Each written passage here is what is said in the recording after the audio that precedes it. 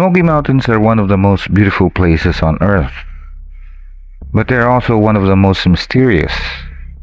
Legends of strange creatures, eerie lights, and unexplained disappearances have haunted these hills for centuries. And on one fateful hike, this man learned why. I was able to hook up with someone who had a Bigfoot encounter many years ago. He was hesitant to be interviewed over the phone or even for a Zoom call because he had a laryngectomy.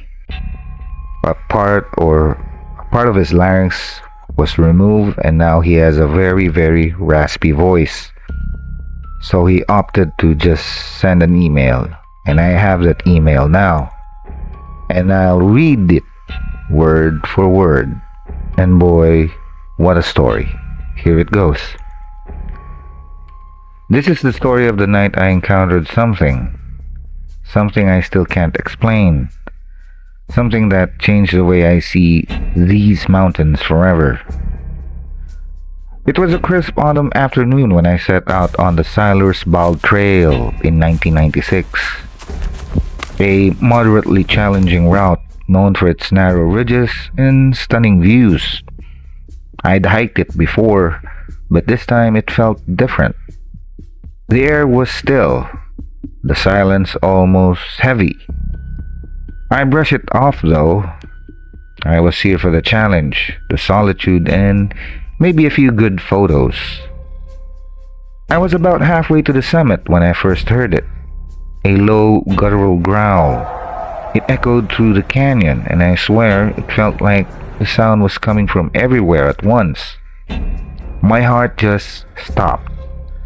I froze, scanning the area, but there was nothing. No animals, no people, just silence. I tried to brush it off. Probably just a coyote, I told myself. But deep down, I knew better. No coyote could make a sound like that. I kept hiking, but my senses were on a high alert. Every rustle of leaves, every snap of a twig, it all felt wrong. The trail dipped into this dense thicket of trees, and the sunlight barely made it through the canopy. It was beautiful, but unsettling. That's when I heard it again, the growl. Closer this time, and then I saw it. It was massive, at least 8 feet tall, covered in thick matted fur. And its eyes, they glowed. It glowed red, and its teeth pristine white and snarling. I didn't know how long I stood there, frozen, but it felt like an eternity. And then it roared. I didn't think, I just ran. The trail was narrow, rocky, and treacherous, but I didn't care. All I knew was that I had to get away. Behind me, I could hear it, crashing through the underbrush, its footsteps pounding against the ground. It was gaining on me. I burst out of the thicket and into this rocky outcrop. The trail dropped into a steep ravine, and I knew I had to get down there. If I could just make it to the bottom, maybe I could lose it in the boulders and crevices. But it was so close, I could feel its breath on my neck. I launched myself down the slope, sliding and scrambling over the rocks. My legs were burning, my heart was pounding, but I didn't stop. I couldn't. Finally, I reached the bottom and ducked behind a boulder. I held my breath, praying it wouldn't find me. It was there, at the top of the slope, staring down into the ravine, and its eyes, they were searching. For me, I don't know how long I stayed there, but eventually, it let out this frustrated roar.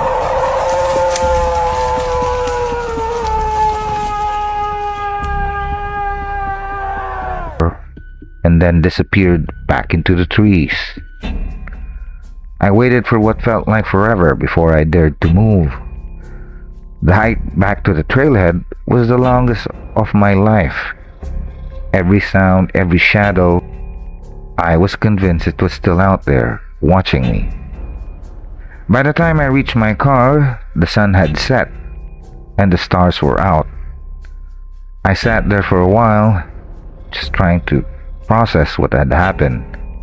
I didn't tell anyone, not even my friends, not my family.